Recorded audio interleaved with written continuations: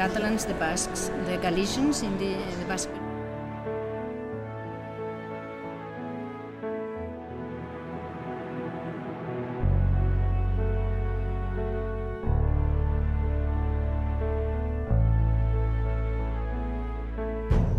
An independent future for Scotland.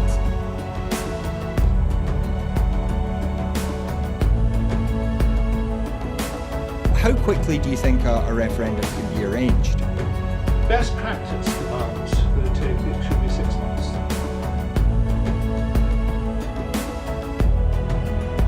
Just looking at the overall share numbers for Scotland at the moment, the SNP 46.4%.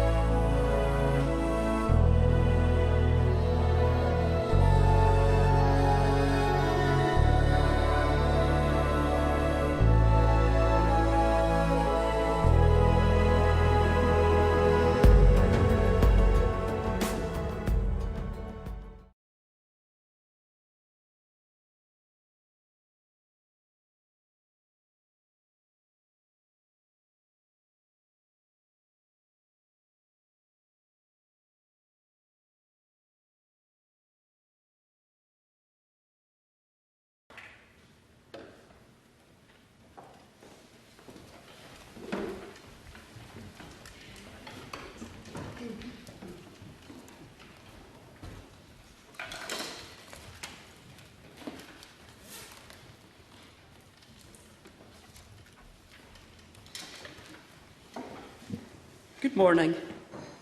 Can I remind members that social distancing measures are in place in the Chamber and across the Holyrood campus, and I ask that members take care to observe these measures, including when entering and exiting the Chamber. And please only use the aisles and walkways to access your seat and when moving around the Chamber. The first item of business is general questions. In order to get in as many people as possible, I prefer short and succinct questions and answers to match. And I call Mark Griffin. Thank you, Presiding Officer. To ask the Scottish Government when it will next meet COSLA to discuss local authority funding. Cabinet Secretary Kate Forbes. I most recently met with the COSLA Resources spokesperson, Councillor Gail McGregor, yesterday on the 8th of September to discuss the forthcoming resource spending review, and will continue to meet with COSLA and local authorities on a regular basis, cover a range of topics including funding up to and beyond the publication of the Scottish Government budget. Mark Griffin. I thank the Cabinet Secretary for that answer. The Cabinet Secretary knows that school catering, cleaning and janitorial staff are balloting on strike action for local government pay. These are the heroic staff who have reopened their schools, cleaned them and fed pupils who would have gone hungry. Last week, the Cabinet Secretary for France stated that government are not direct employers of local government staff and have no role in pay negotiations, ignoring the government interventions on teachers' pay. It's vital that the government avert strike action so schools and nurseries can stay open. Can this Cabinet Secretary say when she will get round the table and make a commitment to fund the pay award these key workers deserve? Cabinet Secretary. Well, can I agree with Mark Griffin that these workers are heroic? They have gone to heroic lengths over the pandemic, and day in, day out, they serve our citizens, not least our children, in our schools. So we are hugely grateful for their efforts. But as I've said in the past, and I will repeat today, pay for local government staff, except for teachers, is negotiated between the trade unions and COSLA through the Scottish Joint Committee. We have not been a member of the SGC. We have never taken part in these negotiations, and we don't intend to start getting involved now. Both I and the First Minister have met COSLA to discuss this matter, and on each occasion we've been explicitly clear that the budget has been fully deployed and that negotiating as an employer is for COSLA. Question number 2 is not lodged. Question number 3, Liam McArthur. Thank you. To ask the Scottish Government what discussions it's had with Orkney Islands Council regarding the procurement of low-emissions ferries to replace the current internal fleet. Minister Graham Day. Presiding Officer, I met with Orkney Islands Council in Kirkwall last month, and I heard about their plans to introduce low-emission ferries.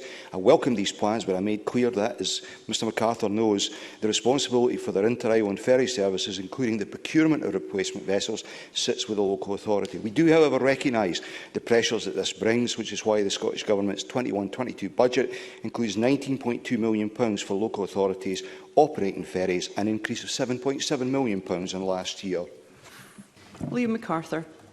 Thank you. As the Cabinet Secretary will know from his recent visit, Orkney's internal ferry service relies on ageing vessels. They are costly to run, damaging to the environment and no longer fit for purpose. The service already falls below the minimum standards set in the Government's own ferries plan. So what people in Orkney want to know is how and when new ferries will actually be delivered. So can the Cabinet Secretary clarify how the welcome commitment in the programme for government to carbon-neutral islands by 2040 and low-emission ferries by 2032 will pave the way to island communities in my constituency getting the ferry services they deserve? Minister. I appreciate the promotion as well. Presiding Officer, we do have a record of where it's possible assisting our island authorities with issues such as this. The member will remember in 2019 we helped fund the replacement of the MV Golden Mariana. As he knows, replacement of vessels, the responsibility lies with Orkney Islands Council. However, I recognise that, like ourselves, they face budgetary pressures and we have a shared decarbonisation agenda. Therefore, I'm willing to explore what could be done to assist them in the form of removing or at least substantially reducing costs at the design phase by virtue of having a small number of standardised designs created and available to them. And we've had initial conversations with Orkney in that regard.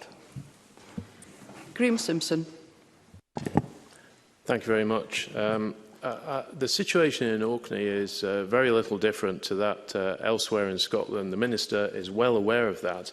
When are we going to see a meaningful plan to start replacing Scotland's ageing ferry fleet on the West Coast and in Orkney? Minister. Well, with the greatest respect, clearly Mr Simpson isn't paying attention. There is a ferry plan for the government-responsible ferries that is in place. It involves, for example, replacement of freight vessels to the Northern Isles, as well as ferries in the western part of the country. If he hasn't spotted that, I'll write to him with the detail. Question number 4, Neil Gray. Thank you, Presiding Officer. To ask the Scottish Government whether it will provide an update on its consideration of removing the not proven verdict. Cabinet Secretary Keith Brown. As we set out in the programme for government earlier this week, during this year, this government will launch a public consultation on the 3-verdict system. Neil Gray. Thank you, Presiding Officer, and I thank the Cabinet Secretary for that answer. This is so important for my constituents, the family of Scott French, who died horrifically last year. The person accused of his murder was effectively acquitted with a not proven verdict, and the family believe, given the substantial evidence available, that the not proven verdict left them in limbo and appeared to be an acceptance there was merit in the charges without the consequences.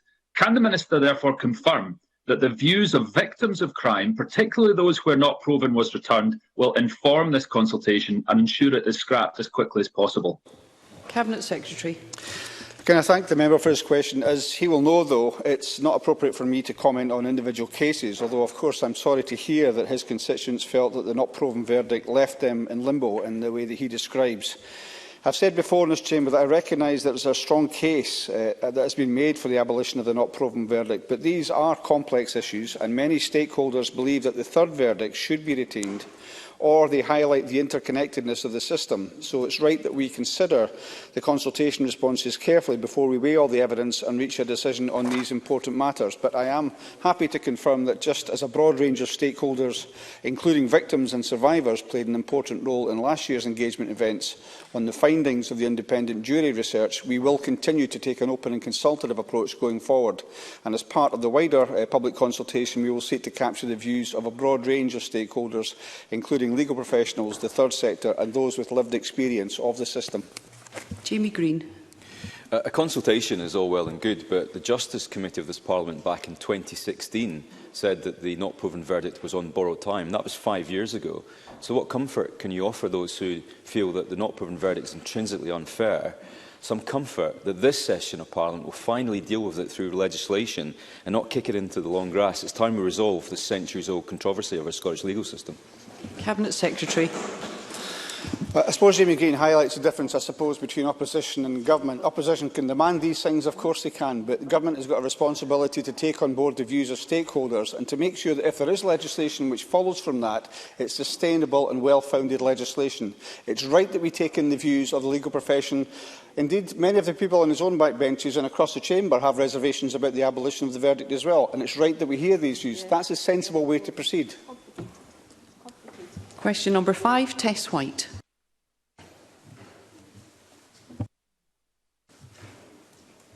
Thank you, Presiding Officer. To ask the Scottish Government whether it will provide an update on its position on new oil and gas licences in the North Sea. Cabinet Secretary Michael Matheson. The Scottish Government's position remains the same. Recognising that offshore licensing is reserved, we are calling on the UK Government to commit to reassessing licences already issued, but where field development has not yet commenced.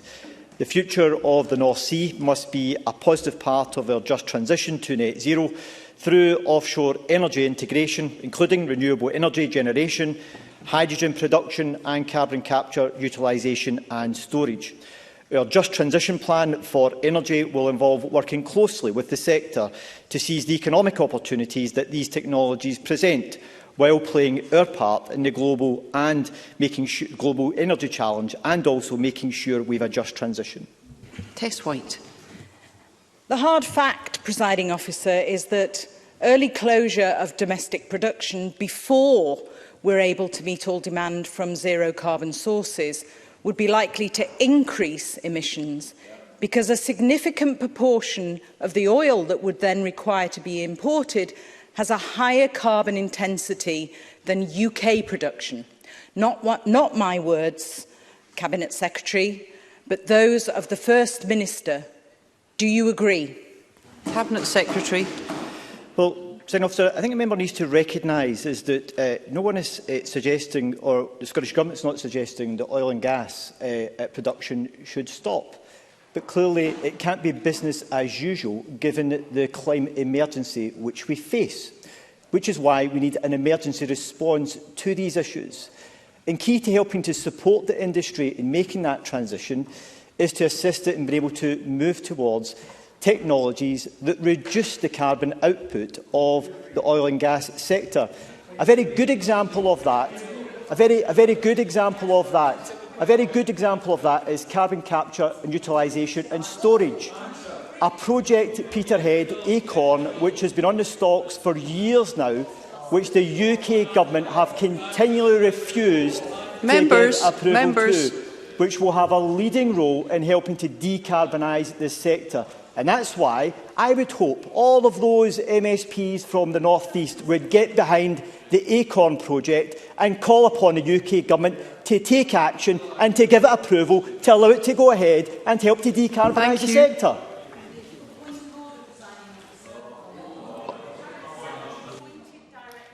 Sorry, on a point of order, Tess White. Just thank you, Ms White. Point of order, Presiding Officer. The Cabinet Secretary pointed directly at me. I think that's inappropriate. Thank you. Members will be aware of the importance of treating one another at all times with courtesy and respect. And we move on to question number 6, Liam Kerr. Thank you, Presiding Officer. To ask the Scottish Government what steps it is taking to mitigate coastal erosion. Cabinet Secretary. We are making available a new £12 million capital budget over the 4 years from 2022-2023 for coastal change, adaptation and resilience. I recently launched the Dynamic Coast 2 project in Montrose. This project helps identify where the greatest risks from coastal erosion and sea level rise are this decade and in the future, and also the global climate challenge which we face. We are producing guidance to help local authorities respond to those risks and preparing coastal change adaptation plans at a local level. Liam Kerr. Thank the Cabinet Secretary for that answer. In 2016, a major flood study said there was a clear and present danger to Montrose roads, properties and the railway between Aberdeen and Dundee. That was endorsed by the Cabinet Secretary's predecessor, Rosanna Cunningham. At the Cabinet Secretary's photo op in Montrose there last week, one of his local councillors stated that action needs to be taken in the next 5 years. So what has changed since 2016 that pushed action back to 2026? And will the Cabinet Secretary confirm that the people of the Angus Coast will be an urgent priority for the next round of flood risk management funding in the next 12 months? Cabinet Secretary. Officer, I'm very well aware of the concerns and issues that are around Montrose, because it's an issue that's been raised with me on a regular basis by the local constituency member, Mary Goujon, and the impact that has directly on her constituents, as it does on the members' constituents as well, which is directly why we commissioned the dynamic study, not to identify the nature and scale of the challenges which we face around coastal erosion in different parts of the country, including within Montrose. And the funding which we're making available is a project which we're helping to support to look at how we can take forward direct action in areas where there is need for measures to be implemented to reduce the risk of coastal erosion and the impact that then has on local flooding within local areas, such as the risk it poses within Montrose. What I can assure the member of is that we will continue to work with local authorities to make sure that that funding is used in such a way that it maximises the impact that it has and also helps to reduce the risk of local flooding within local areas. Question 7, Rhoda Grant. To ask the Scottish Government what steps it has taken to increase capacity on ferries on the West Coast routes. Minister Graham Day. Presiding Officer, as the member is aware, passenger capacity has increased with the removal of physical distancing on August the 9th. We have also actively explored opportunities for chartering additional vessels and secured the MV Arrow to enhance the existing fleet, providing lifeline ferry services. We are, of course, also continuing on the procurement of a new vessel for the Isla service, as well as 7 new ships under the Small Vessel Replacement Programme, and work on new vessels for the Gourock to Dunoon and Kilcreggan services. Rhoda Grant. Our island communities in the West have suffered for a number of years due to lack of capacity and reliable ferries. And this year, the addition of COVID-19 has taken the service to breaking point, with many people unable to travel. This is unacceptable. It damages the economy and blights lives. The Scottish Government have so far failed to increase capacity, and I would like to ask what steps they are now taking to procure additional capacity over and above that provided by the MVRO in the short term to alleviate these communities' issues. Minister. President Officer, as I indicated during the members' debate on Tuesday night, work on securing additional second-hand tonnage to alleviate some of the pressures we faced on the network is constant, and I can share with the Chamber the fact that as we speak, senior representatives of CMAL and CalMac are out of the country actively assessing a vessel with a view to purchase. If we get this over the line, it will have a degree of positive cascade effect across the network and, additionally, create the potential for us to be heading into the next summer season with a backup vessel standing by to cover any issues which arise. I'm sure the member will welcome that news. Emma Roddick. Can I ask the Minister how much the Scottish Government has invested in ferry operations and infrastructure since 2007? Minister. Presiding Officer, the Scottish Government has invested in excess of £2.2 billion in the Clyde and Hebrides ferry services, Northern Isles ferry services and ferry infrastructure since 2007. We've also delivered a number of new routes as well. But, Presiding Officer, I don't hide from the fact that we need to do more, hence the reason we have this £580 million funding stream to deliver new ferries and harbour infrastructure, and we are in the process of delivering on that. Question number 8, Willie Coffey. To ask the Scottish Government how it monitors the impacts of riverbank erosion and what support it provides for those who are affected by it. Minister Mary McAllen. The Scottish Environment Protection Agency is responsible for monitoring rivers to assess their ecological status, including physical habitat condition. Local authorities also monitor rivers in relation to flood risk and work with relevant transport agencies as regards riverbank erosion on transport infrastructure. We are all responsible for protecting our land and property from the impacts of riverbank erosion, and the Scottish Government and SEPA provide helpful advice and guidance on how to minimise riverbank erosion and how to best protect our land. Willie Coffey. Can I thank the Minister for that answer? The impact of this for some residents in Fenwick in my constituency is pretty severe and getting steadily worse over recent years with climate change impacts. Their property and gardens are literally sliding into the adjoining river bit by bit, and the engineering solutions required to shore up the riverbanks is substantial and beyond their ability to afford it. Is the Government aware of this issue across Scotland, and would we consider a scheme to help many people who find themselves in this situation, which is not of their making? Minister. Thanks, Presiding Officer. I entirely understand the member's concerns about the difficulties faced by his constituents and the risks to their homes and gardens from riverbank erosion, particularly given recent distress caused by flooding in Kilmarnock. The current position, as I said, is that homeowners are responsible for protecting their property. However, if the member wishes to write to me with more details of this situation, I will give it further consideration, given the wider implications of the issue across Scotland. And I will also seek an update from SEPA on its interactions with local authorities to gauge the impact of riverbank erosion on homeowners in Scotland. Thank you. That concludes general questions. The next item of business is First Minister's questions. Before I begin, I would just like to say that I intend to take constituency and general supplementaries after question 2. So any member wishing to ask a question should press during question 2. But for any members wishing to ask a supplementary specifically on questions 3 to 6, they should press during the relevant question. And I call Douglas Ross. Thank you, Presiding Officer. It's been reported today that the average wait for an ambulance following a 999 call is 6 hours. First Minister, isn't this shocking and unacceptable? First Minister. Absolutely anyone who waits longer than they should wait for an ambulance, I find that not acceptable. We know the pressure our ambulance service is under right now because of many of the other pressures in our National Health Service that have been caused and indeed exacerbated in some respects by the pandemic. So this is an issue that we're working very closely with the Scottish Ambulance Service on to resolve. The Health Secretary has spoken to the Chief Executive of the Ambulance Service just this morning. For example, 90 additional technicians will come into the employment of the service next month.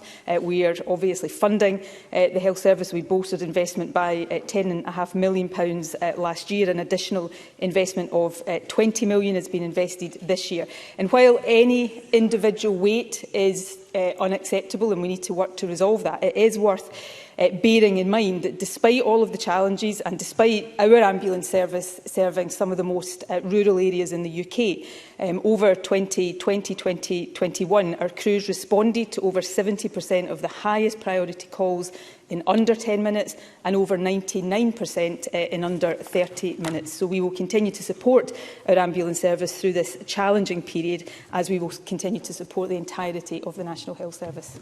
Douglas Ross. People are dialling 999. They are asking for an ambulance, and on average, they are waiting for 6 hours, not 10 minutes. And the First Minister tries to say this is because of the pandemic. Our ambulance staff and technicians have done fantastic work during the pandemic and before. But the problems started long before COVID-19. In 2018, a government report found only 20% of ambulance crews thought there was enough staff. A 2019 staff survey showed that demand for ambulance services had increased far beyond available resources. Almost half of paramedics in 2019 said they often thought about leaving the service. And just yesterday, the Unite convener of the Scottish Ambulance Service said serious adverse events have been on an upwards trajectory since the start of the year. They have gone through the roof, he said. This all adds up to a service in crisis, well before COVID hit. Does the First Minister agree? First Minister. I agree there were pressures before COVID, but I don't think anybody can or should deny that those pressures have been significantly exacerbated by COVID, not just here in Scotland, but we see similar pressures in health services right across the UK and indeed further afield. But because we have been aware of these pressures, we have been doing work to seek to address them. So, for example, last year we commissioned a working group to agree and implement a range of actions to improve turnaround times. So, as part of that, a total of 296 additional ambulance staff are being recruited as a result of investment that we've made available over the past 2 years in the part of Scotland that Douglas Ross represents, the north of the country. An extra 67 frontline staff, which will be a mixture of experienced and newly qualified paramedics and technicians, along with 9 patient transport service staff that will be located across that region. I don't, and I will not stand here and suggest in any way that anyone who is waiting too long for an ambulance, that situation is in any way acceptable. But if we look at the week, for example, up to the 5th of September, so this is the most recent week, the Scottish Ambulance Service responded to 10,435 emergency incidents. That was up on the previous week. The median national response time for all of the immediately life-threatening calls for that week was 9 minutes and 3 seconds. Now, that's slightly higher than we want it to be. The target is 7 minutes.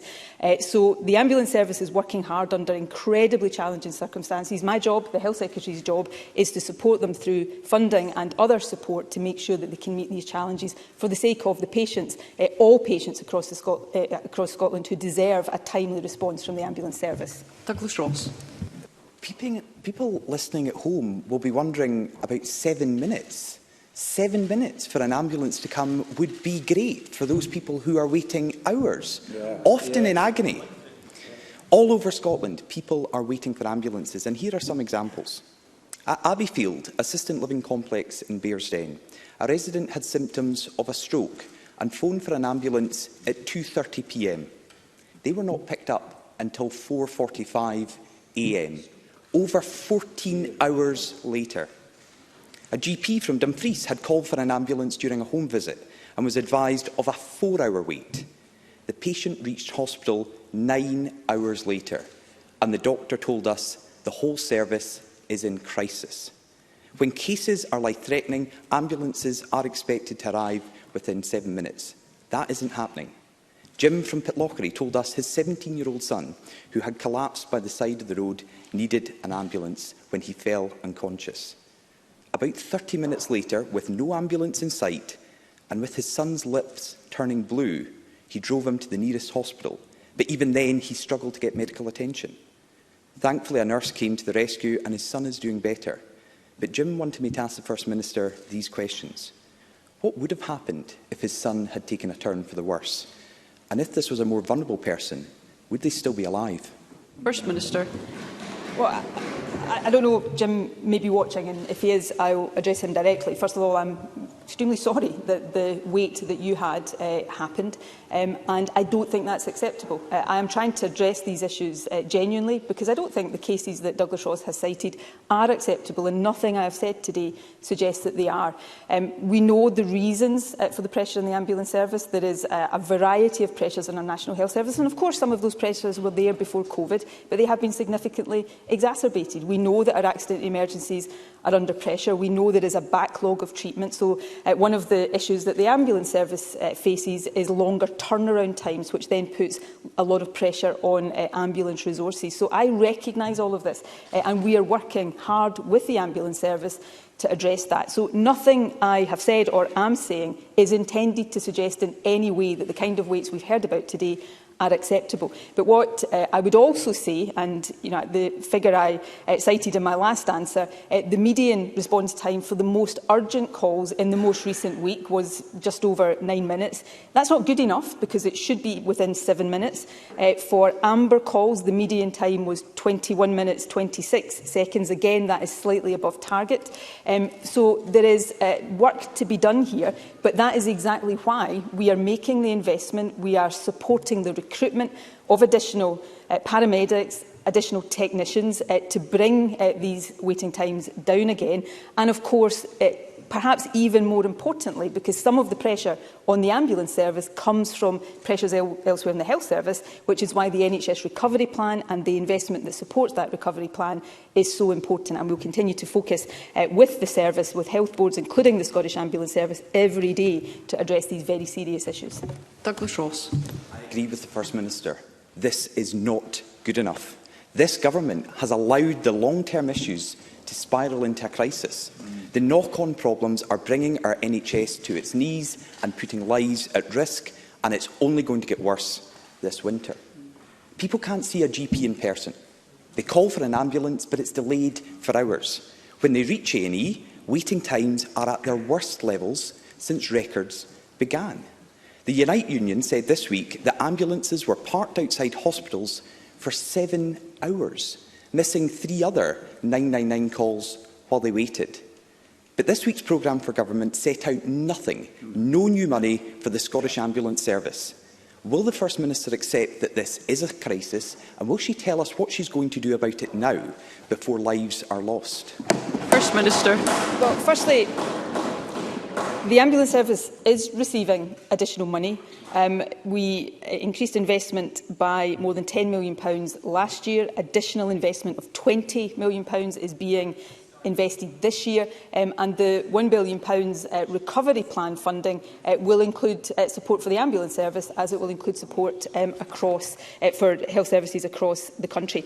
I don't challenge any of what Douglas Ross is saying in terms of there are big issues facing our National Health Service, but it is because we know that we are making the investment and doing the work with the service to address these issues. Where I do take issue, and this doesn't make things any easier for patients across the country waiting too long, whether that's for elective treatment or A&E treatment or indeed for an ambulance. But these issues for Scotland, for other countries across the UK and indeed the world have been significantly deepened and exacerbated by a once-in-a-century global pandemic, and therefore we need to support our NHS to recover from that. You can find headlines just today from other parts of the UK about the longest waiting times on record. Some of the problems our ambulance service is facing, ambulance services are facing elsewhere. That doesn't remove the responsibility.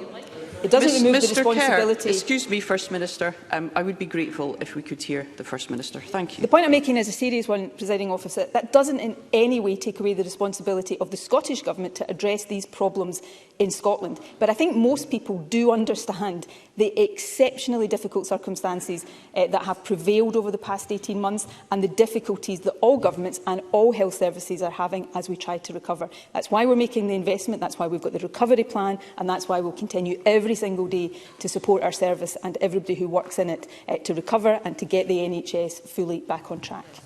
Question number 2, Anna Sarwar. Presiding Officer, today this Parliament will vote on the introduction of vaccine passports.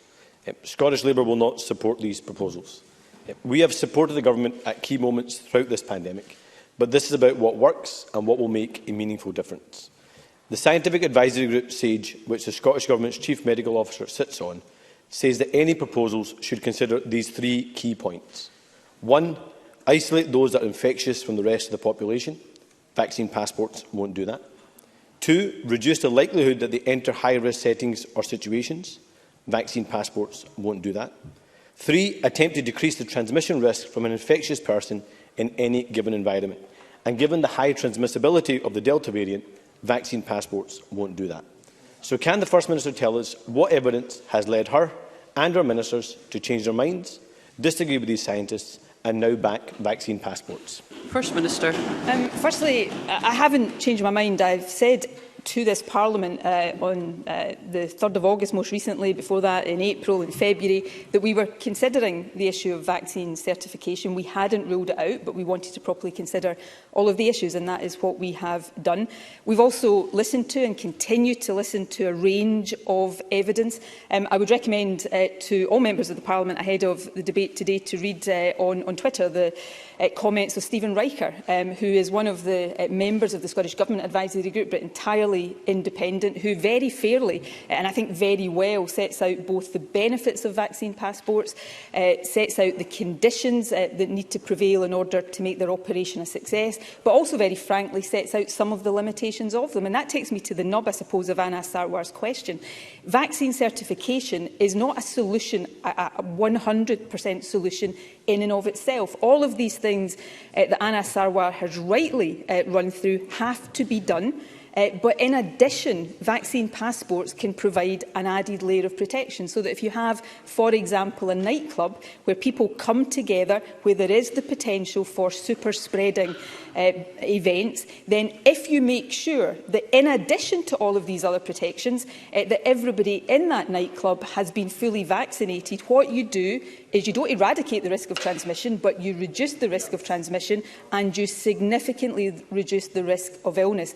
And also, crucially, you give an alternative to the possibility, as we go into winter, of further closures of these kind of events. So is it a complete solution? No. But in the face of this really challenging pandemic, there is no one single solution. We've got to take all of the ways that we can to, as proportionately as possible, keep the country as safe as possible. And that's the responsible way in which this government is going to continue to act. And I think some of what we've heard from the opposition suggests that a bit more genuine grown-up politics on this issue would go a long way. Anna Sarwar. I think, I had respect for all of the First Minister's answer, apart from the end part of that. Is she saying that all those businesses worried out there are being disrespectful? Is she saying all those that thousands of people have emailed us are being disrespectful? These are serious questions which deserve serious answers. The First Minister has published a document this morning that contains no evidence that this will make a difference and no details of how it will work. She references nightclubs. This document suggests we still don't even know what nightclubs means, and they'll be expected to introduce these measures in 3 weeks' time. And she is expecting businesses across the country, many of which have only just reopened, and some which are still closed, to implement and enforce it in that short period of time. That will put immense pressure on them, but even greater pressure on the staff having to administer it. Earlier this year, the UK Government undertook a consultation on vaccine passports. It received 52,000 responses, including from major industry bodies that would be impacted by this change. So can the First Minister detail what engagement she has had with the relevant sectors? And can she confirm if there has been a public consultation in Scotland? And if so, how many responses were received? First Minister. Engagement is ongoing. It will continue to be ongoing. This Parliament is going to debate and vote on this afternoon. And we engage with the public on a range of issues all of the time. Can I say a couple of things? Firstly, I did make a comment about Anna Sarwar's position. It wasn't a comment about anybody else's position, because I do think to have said categorically, as he did at the weekend, no matter what, he was going to vote against something, actually, frankly, is opposition for opposition's sake. And I think that reflects rather poorly on him. But that is my opinion. People can agree or disagree with that. In terms of businesses, of course businesses have concerns about any of the measures we have to take to try to tackle and contain COVID.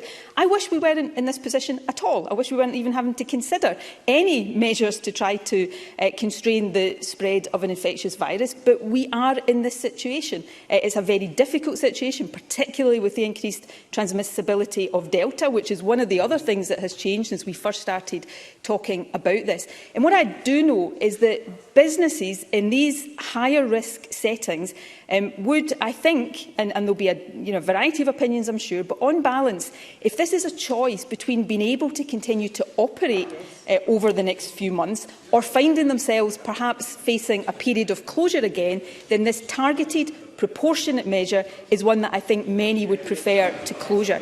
And of course, this is something that Scotland is not alone in considering. Many, an increasing number of countries across Europe are already using vaccine certification. They're already using it on a much more wide-ranging basis than we are. They're seeing, in some cases, France, for example, it pushing up rates of vaccination uptake and also helping to constrain and reduce transmission. We need to use every tool at our disposal to drive down infection rates, to keep people safe at the same time as we keep our economy open. And anybody who, frankly, buries their head in the sand in the face of that is not doing the economy or any business any favours. Anna Sarwar.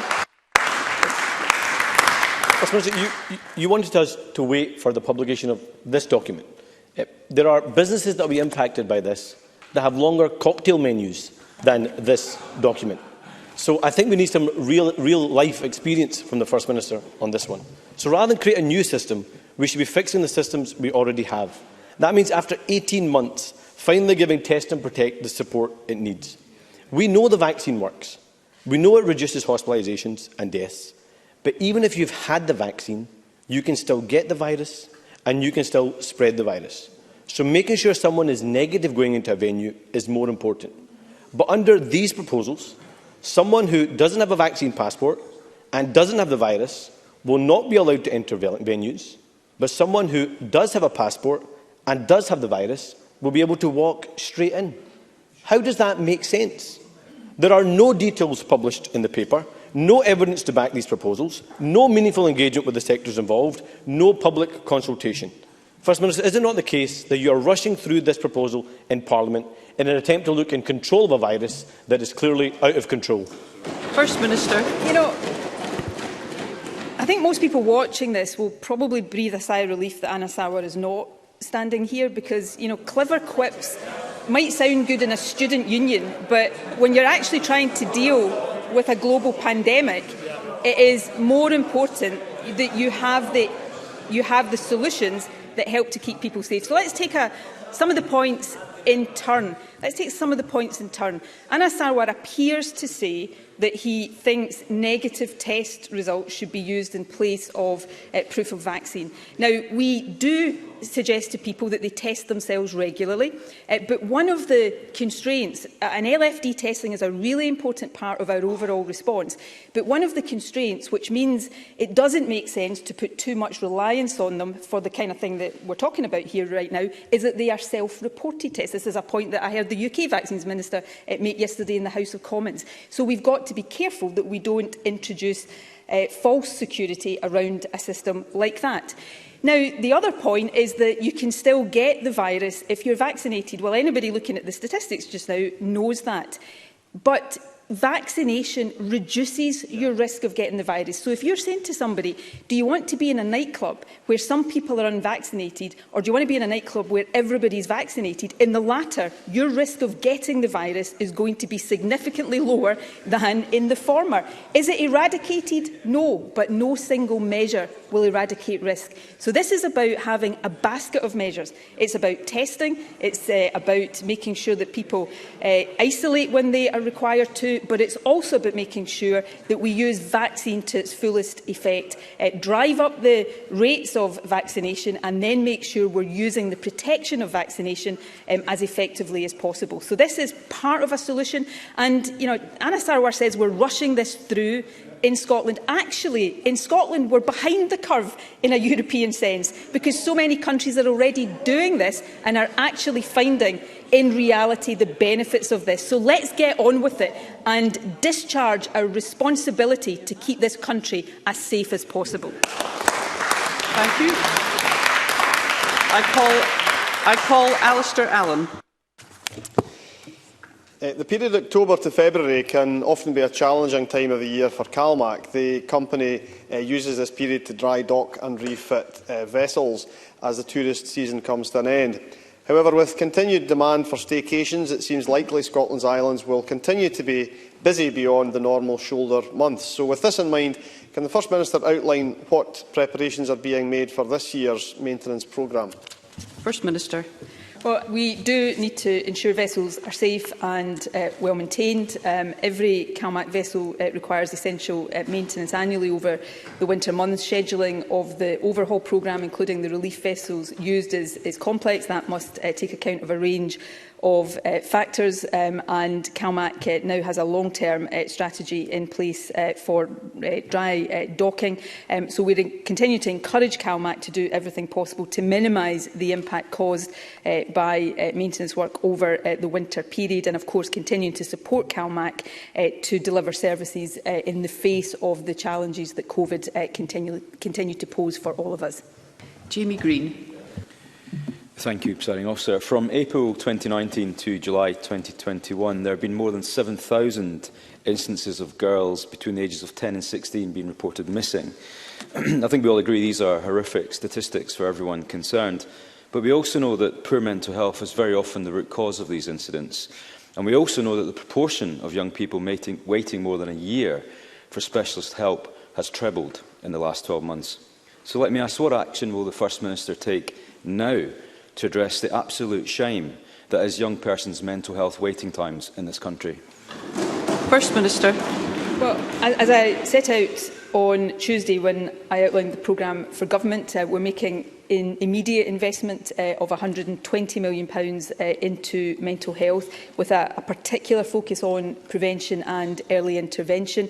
We're already funding health boards to improve community children and adolescent mental health services, expansion of community services from age 18 to 25, and also the funding that I announced will enable the clearing of historic waiting lists, which I accept are too high, were high going into COVID, but have been further exacerbated by the experience of COVID. So the funding that we will make available is specifically targeted to dealing with the issue that Jamie Green raises. Alex Rowley. Thank you, Presiding Officer. We can argue about the impact of failed Tory austerity on public services, the impact of a failure of the Scottish Government to workforce plan and the impact of COVID. But the one thing that's absolutely clear is that much of our public services across Scotland are in meltdown. Therefore, how can the First Minister possibly justify using government resources, taxpayers' money, on working up proposals for an independence referendum at a time when surely the whole of the Scottish Government, the whole of this Parliament should be focused on addressing the emergency that we have in our public services? First Minister. Actually, I don't think we can argue about the impact of UK Government austerity on services the length and breadth of Scotland. It has been utterly devastating. And the problem is, unless we do something about it to get ourselves out of the grip of Tory government after Tory government, people across Scotland are going to suffer more of it. Just this week, we've seen a national insurance increase that will punish the lowest paid in our society. We all want to see extra money for public services, but raising that money in a way that punishes the poor is the bit, frankly, we don't agree with, and nobody should agree with if they care about these issues. We're also about to see from this UK Government the biggest overnight cut to social security since the 1930s as they take away the £20 per week uplift to universal credit. And this may be something that Alex Rowley and I just have to disagree on, and he can explain it to his own constituents. But I do think it's right that people in Scotland get the opportunity to choose a different future, to choose a better future, where we take control over social security and how we raise our funds into this Parliament, so we don't have to stand here and, to use his phrase, argue about the impact of another government on people the length and breadth of Scotland. Beatrice Wishart. Thank you, Presiding Officer. My constituent, Jason Campbell, a young person who I'm told has previously met with the First Minister and read a poem on fishing, has raised with me concerns about the safety of fishermen, including some of his friends. There are reports of non-UK fishing vessels, and to quote Jason, dumping all their fishing gear overboard. This is dangerous as well as bad for the marine environment. Jason also asks why fishery patrol vessels are not doing more at sea. So, First Minister, can you tell Jason what is being done to keep our fishing vessels and those on board them safe at sea? First Minister. Can I thank the member for that question? I do remember Jason, and if the member can pass my best wishes to him. I'm very happy either through Beatrice Wishart or Jason himself, if he wants to email me directly. I'm happy to engage with him to set out exactly what the Scottish Government and our agencies do to keep fishermen as safe as possible. Our fishing protection vessels have a key part to play there, but he clearly has some very real concerns there, and it certainly reflects my memory of him as a very engaged young man, so I'd be very happy to have a further discussion with him directly. Question number 3, Maggie Chapman. Thank you, Presiding Officer. To ask the First Minister what discussions the Scottish Government has had with ScotRail and the trade unions regarding industrial action on the network. First Minister. The Transport Minister meets regularly with ScotRail and trade unions. He met with trade union representatives on the 24th of June, subsequently with Abellio. I met with the Scottish Trade Union Congress on the 12th of August. On each occasion, we expressed our disappointment about the current dispute affecting ScotRail Sunday services and urged all parties to seek resolution. I also understand that the Transport Minister is meeting with Unite today and has also offered to meet with the other rail unions. Obviously, we want all parties to get round the table and identify identify solutions to the challenges that are facing our rail services. Maggie Chapman. The First Minister for her response, and I also note the comments made on Tuesday by the Transport Minister, in which he called for everyone to act responsibly. It has been 6 months since most people were able to get a train on a Sunday. It seems that Abellio has little interest in acting responsibly, given that the ScotRail franchise is soon to be transferred into public ownership. It is clear we need a long-term partnership between the workers, passengers and the government to avoid the problems that have arisen with Abellio. Can the First Minister tell me how her government will bring this situation to an end in the short term? And can she also give an assurance that when ScotRail is brought into public ownership, the governance structure will include representatives of workers and passengers, as well as appointees on the board? First Minister. Well, I can certainly give an assurance that fair work and part of fair work in my good industrial relations and good engagement and discussion with trade unions, and I would certainly expect that to be at the heart of the ScotRail services as they come into public ownership. In terms of the current dispute, I know members are aware of the reasons lying behind that dispute arising out of an agreement during COVID for enhanced rest day working, that now that additional ticket examiners and conductors have been recruited, the issue of excessive rest day working has been resolved. The unions and workers, and I understand why this would be the case, want to keep the temporary allowance and make it permanent. ScotRail's view is that that is not sustainable for the future. I would call again on both parties to get round the table to find an agreement to that. It is in nobody's interest, not least the workers, to have this dispute continue any longer. So we will continue to encourage that, and of course we will continue to do the work which we expect to conclude in the early part of next year to bring ScotRail into full public ownership. Question number 4, Christine Graham.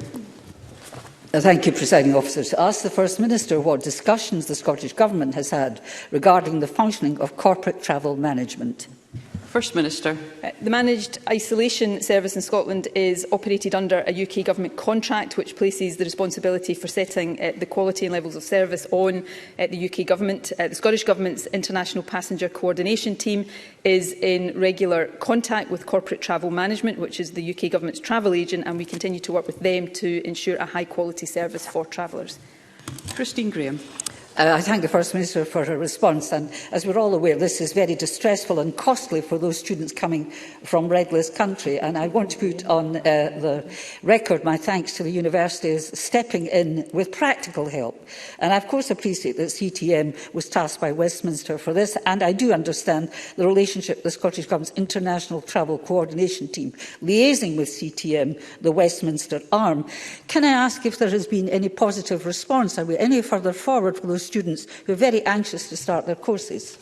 First Minister. Well, firstly, can I very much agree with Christine Graham's comments about international students. We always want to offer a warm welcome. They make a very significant cultural, economic and intellectual contribution to our universities and indeed to the whole country, and they are welcome here.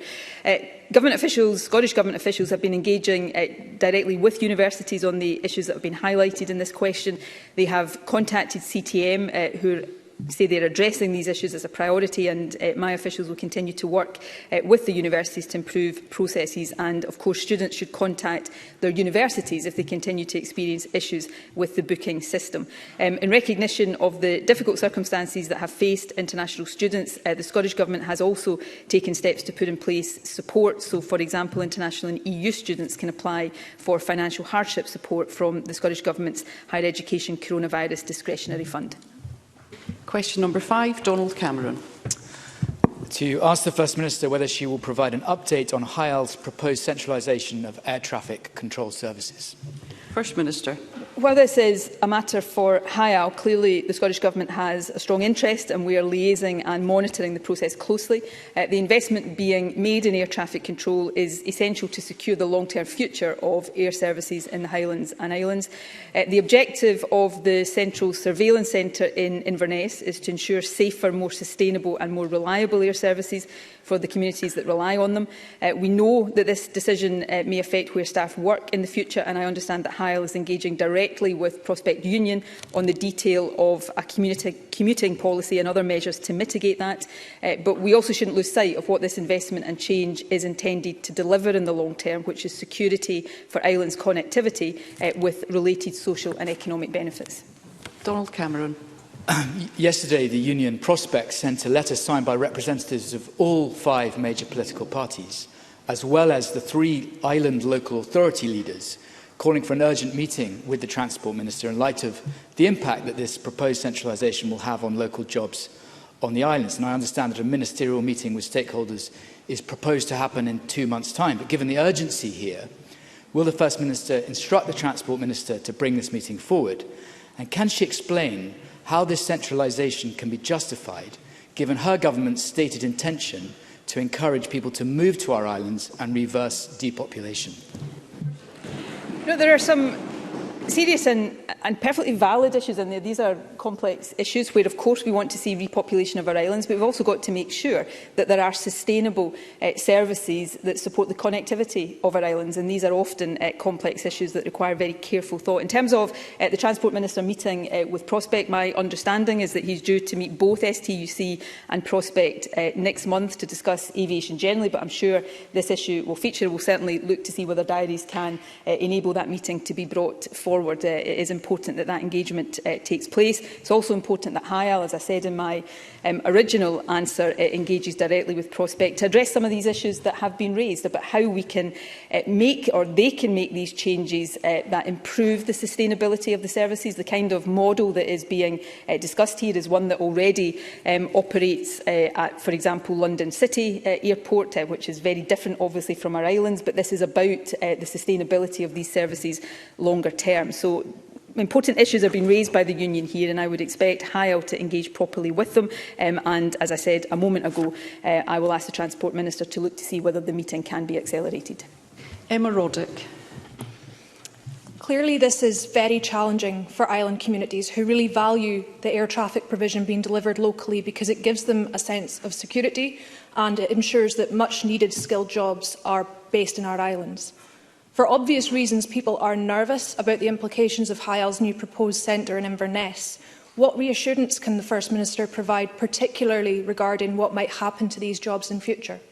First Minister.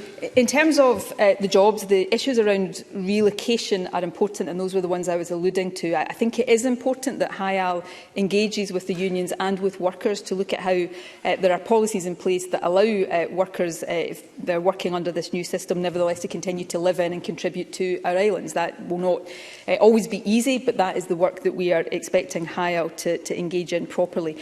Some of the other concerns, I've had these issues raised with me directly in Shetland, for example, are around safety. And again, these issues have got to be taken seriously. For example, Loganair, which is the main airline flying in the Highlands and Islands, and already operating under this system at London City, are supportive of the changes and the safety benefits that they say will be delivered.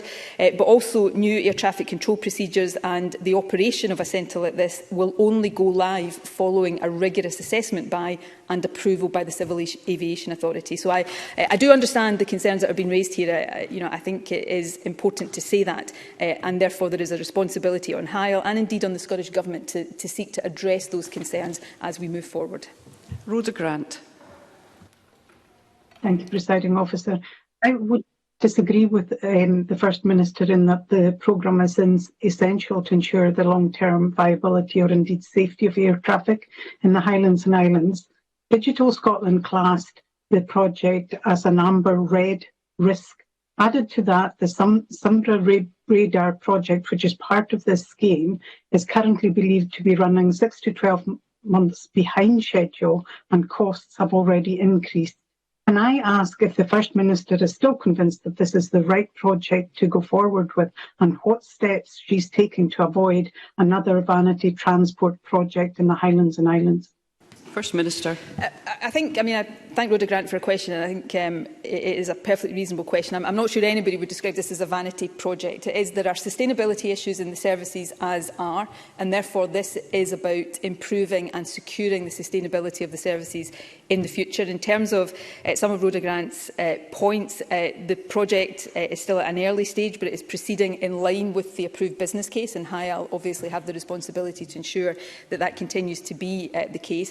And on the points about safety, again, there can be no compromise on safety on any aviation matter, which is why the point I made in my previous answer about the processes that have to be gone through, resulting in ultimately approval by the Civil Aviation Authority, are so important. So, again, just to say, I recognise these concerns. A change like this is always going to result in worries and questions for people, and therefore HIAL and indeed the Scottish Government will address those in order to give the reassurance that people need. Question number 6, Mercedes Villalba. To ask the First Minister what steps the Scottish Government is taking ahead of COP26 regarding the future of oil and gas exploration and securing a just transition for workers. First Minister. Well, while oil and gas is reserved and issues of licensing and exploration of offshore oil and gas are reserved to the UK Government, we have called for the UK Government to significantly enhance the climate conditionality associated with offshore exploration and production, and to reassess licences already issued but where field development has not yet commenced. The programme for Government includes a commitment to develop an energy just transition plan. We've committed to working with communities and those most impacted across Scotland, including, of course, our very highly skilled oil and gas workforce, to co-design that plan. And we've also committed to take forward a 10-year £500 million Just Transition Fund for the North East and Murray. Mercedes Villalba. I thank the First Minister for her response. The Scottish Government can't make the same mistakes as the Tories and leave whole communities facing unemployment. An offshore training passport would allow oil and gas workers to move freely between offshore and onshore energy sectors. And the Government should really be supporting standardisation of skills across sectors. So will the First Minister commit today to developing an offshore training passport as supported by Friends of the Earth and the RMT? First Minister. I'm very happy to consider all constructive discussions. Happy to ask the Minister to engage directly with the member. These are exactly the kind of constructive proposals that we need. Will every constructive proposal be able to be taken forward? No, that's rarely the case, but we will, because we are so serious about a just transition, engage properly in all of these issues. I suspect I am a fair bit older than the member, but I have memories, first-hand memories, of the devastation in the community I grew up in, of the mistakes that previous governments made around deindustrialisation. We mustn't repeat these mistakes in the process of decarbonisation, and that's why the just transition process is so important. So I would thank Mercedes Villalba for that question, and happy to engage on the detail. Liam Kerr. Thank you, Presiding Officer. Given the Oil and Gas Authority report endorsed by Surrey and Wood, showing the carbon footprint from imported gas is more than double that of domestically produced, does the First Minister agree that whilst there remains a Scottish demand, currently the most environmentally friendly approach and one which recognises the climate emergency is to ensure we support the Scottish oil and gas sector? First Minister. Where I do agree, and let me try and find the points of agreement here, is that we must make this transition not just in a way that is just for workers, and that is fundamentally important, but also in a way and at a pace that doesn't become counterproductive because it inadvertently increases reliance on imports. I think in principle that point is important. It's one I have made many times myself. Underneath that, though, there is greater complexity. Right now we export a significant proportion of what is produced in the North Sea, and we already import a lot of the oil and gas that is used. So there is often greater complexity lying underneath that sort of headline claim. So we need to engage properly with these things. We are in a transition, whether we like it or not, from fossil fuels to renewable and low-carbon sources of energy. We owe that to the planet, and none of us can escape that responsibility, or none of us should try to escape that responsibility. But we need to do that in a way that is fair and just and actually has the intended effect. So these things require a lot of very careful consideration. They require a very careful amount of work, but we cannot escape the moral and economic responsibility we have to make the transition and to meet our net zero targets. And this government is incredibly serious about doing that, and on occasion, not just on this issue, but I'm sure in a whole range of other issues, facing up to the difficult challenges that entails. Karen Adam. Thank you. Excuse me. Thank you, Presiding Officer. First Minister, I recently met with Equate and discussed the importance of putting an equalities lens on the just transition for workers.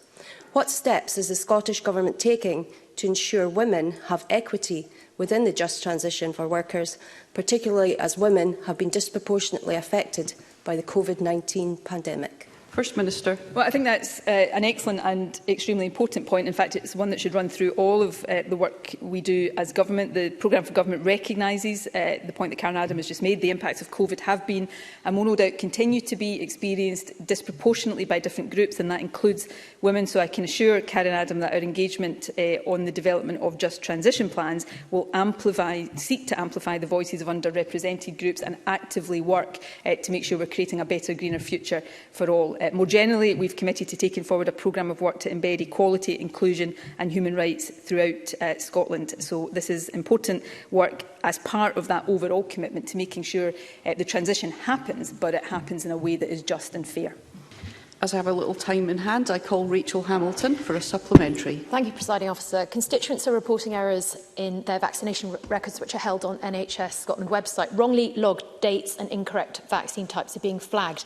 First Minister, the only way to resolve this is by sitting in a very long telephone queue. One constituent reported she'd waited in a queue of 92 people.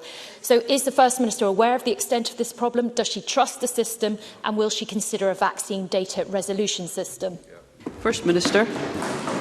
In short, Presiding Officer, yes, I trust the system. As I've said in relation to COVID and the different systems and approaches we've had to take over the past 18 months, not least the vaccine programme generally, in a system as big and complex, there will be individual cases of things going wrong. We shouldn't shy away from that. But what is important is we have processes in place to fix these things. I think yesterday, during my COVID statement, I gave the number of the helpline that people can phone to have any mistakes like that rectified, and I would encourage them to do so, and I know the system is taking on a number of these cases and very quickly resolving them on a daily basis. Thank you. That concludes First Minister's questions. We will now move on to members' business, and I ask members to please leave the chamber quietly.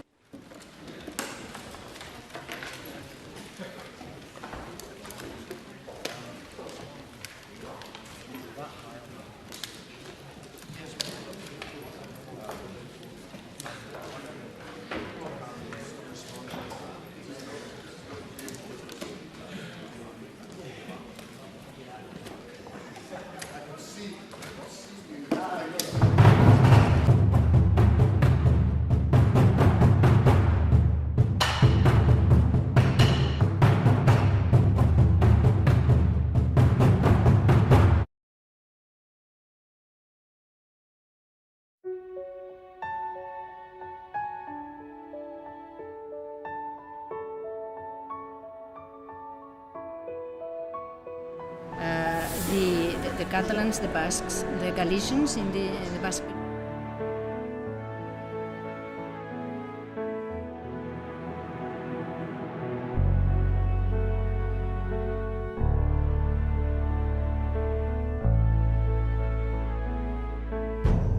An independent future for Scotland.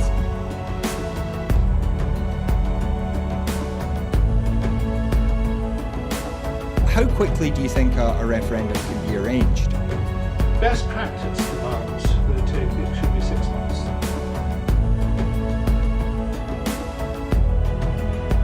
Just looking at the overall share numbers for Scotland at the moment, the SNP 46.4%.